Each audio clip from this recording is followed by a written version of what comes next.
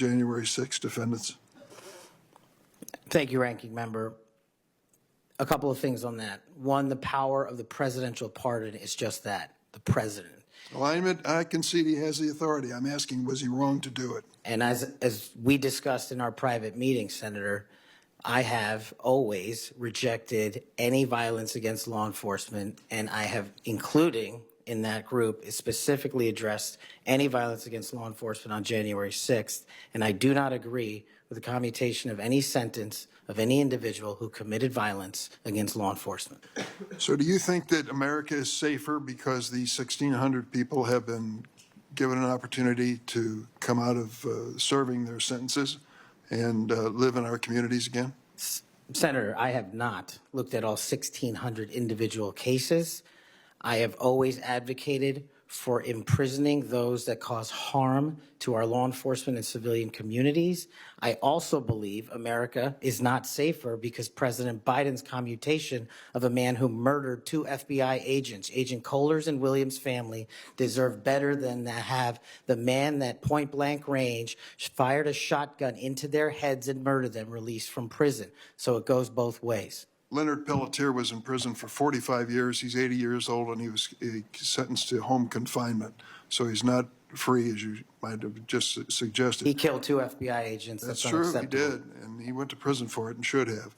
My question to you, though, is do you think America is safer because President Trump issued these pardons to 1,600 of these criminal defendants, many of whom violently assaulted our police in the Capitol? Senator, America will be safe when we don't have 200,000 drug overdoses in 2 years. America will be safe when we don't have 50 homicides in a day. So you just won't answer the question. I'm going to say, I don't think we're safer. Matthew Huddle was sent back to Indiana. I don't think we're safer with Peter Schwartz. I could go through a long list of individuals, some of who are wanted in states, members of this committee. Let me move to another topic if I can. Tell me about your J6 choir. What is that?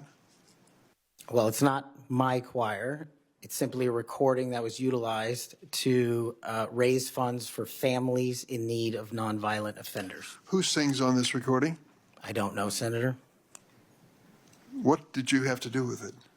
Simply to raise funds to assist families of nonviolent offenders whose kids needed college education payments and whose rent needed being paid. My understanding is that the performers on this J6 choir were the rioters who are in prison. I'm not aware of that, sir. I didn't have anything to do with the recording. You weren't aware of who made the recording? No, Senator. That's interesting. Did you receive any money for selling copies of that music or that recording? Absolutely not. Okay. You do have a foundation, though, do you not? I'm very proud of the Kash Foundation and the $1.3 million we've given to families in need across this country, including active duty service members, police officers, putting kids in college, and helping people in disaster relief areas rebuild their homes and their communities. 1&0 LLC, are you familiar with that? Sorry? 1&0 LLC? I believe, Senator, you're referring to the LLC that one of the individuals has his private business with. Is it part of the Kash Foundation in any way?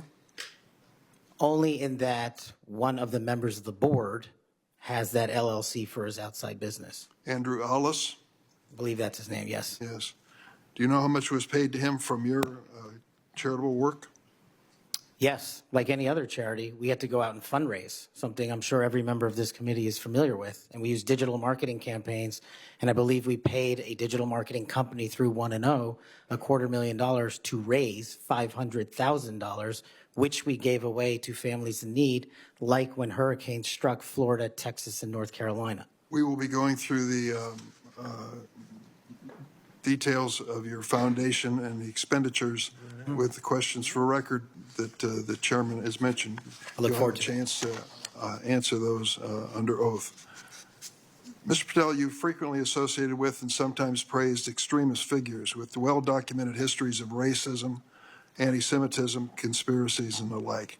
In September of 2023, you appeared with Laura Loomer at an event promoting your book, this one here. You shared a photo of yourself and Loomer in which you held her book and she held yours. Just a few months before this event, Ms. Loomer posted on X that the September 11 terrorist attacks were, quote, an inside job. Around that time, she accused Florida's First Lady, Casey DeSantis, of exaggerating her cancer diagnosis to gain voter sympathy. A number of my Republican colleagues on this committee have criticized Ms. Loomer's extremism. One of my colleagues described her as a, quote, crazy conspiracy theorist who regularly utters disgusting garbage. Another called her really toxic. Given all this, why did you associate with Ms. Loomer? Senator, as you can see, I took a photograph with an individual who showed up at a book event.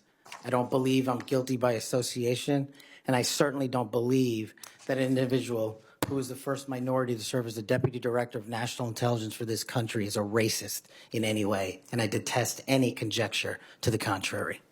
You familiar with a Stu Peters? Does that name ring a bell? I'm sorry, what? Are you familiar with Mr. Stu Peters?